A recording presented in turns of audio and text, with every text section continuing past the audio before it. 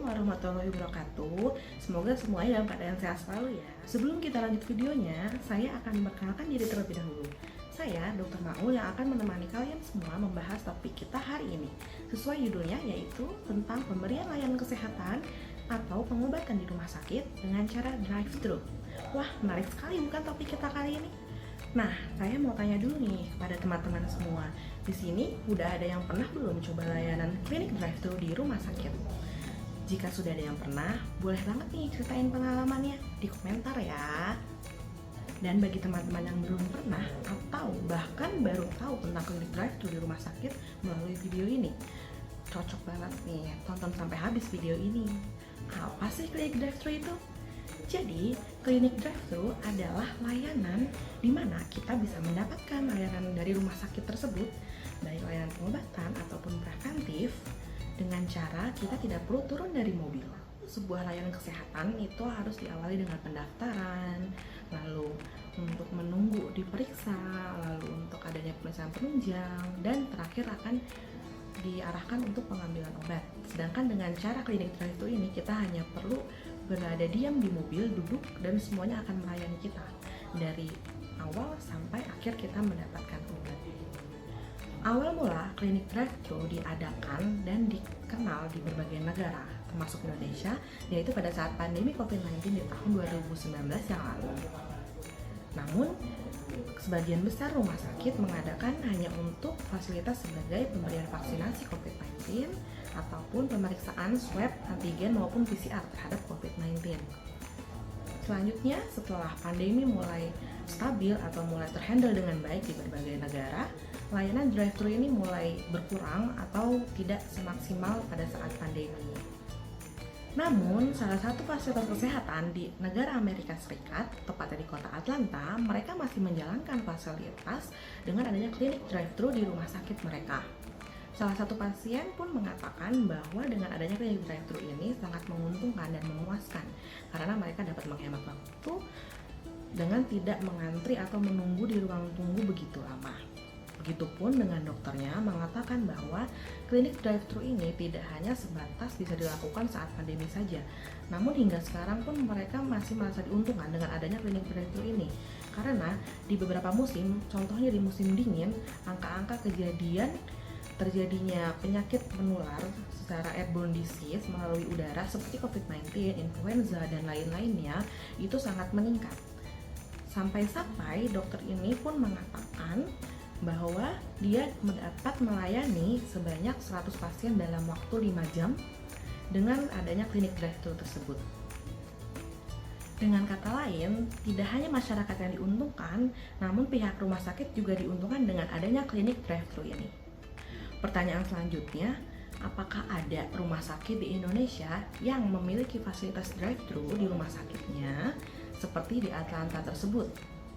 Saya akan sebutkan salah satunya ya. Salah satunya yaitu Rumah Sakit Mandaya Royal Puri Hospital.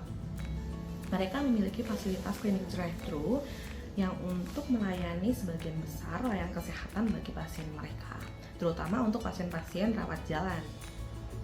Beberapa layanan yang dapat diberikan di klinik drive-thru pada rumah sakit ini yaitu kita bisa berkonsultasi dengan dokter, yaitu dokter umum maupun dokter spesialis, baik spesialis dalam, spesialis kandungan, spesialis anak, dan spesialis lainnya. Lalu yang kedua, kita bisa mendapatkan vaksinasi bagi dewasa dan imunisasi bagi anak-anak. Selain itu, kita juga bisa mendapatkan pemeriksaan penunjang untuk laboratorium, untuk pengambilan darah, dan sampel-sampel lab lainnya. Lalu yang terakhir, kita juga bisa mendapatkan layanan untuk pembelian obat. Mungkin beberapa pasien sudah ada yang mendapatkan obat rutin seperti tiap bulannya harus mengambil ke rumah sakit atau harus membeli obat tertentu.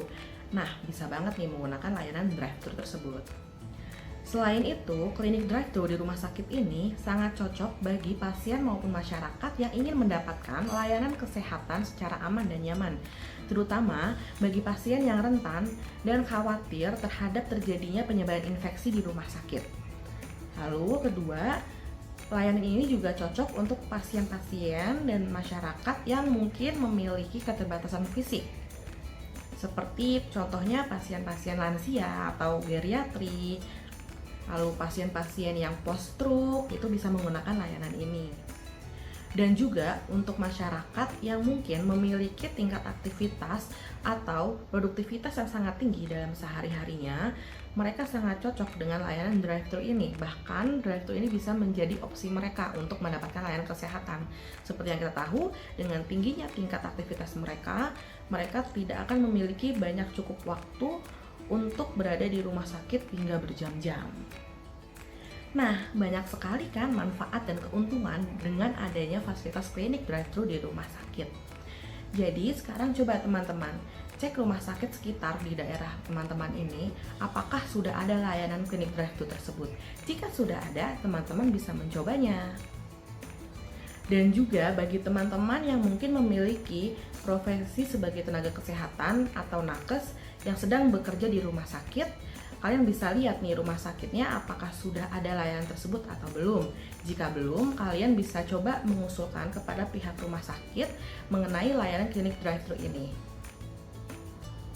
Oke, pembahasan kita kali ini saya rasa sudah cukup banyak nih.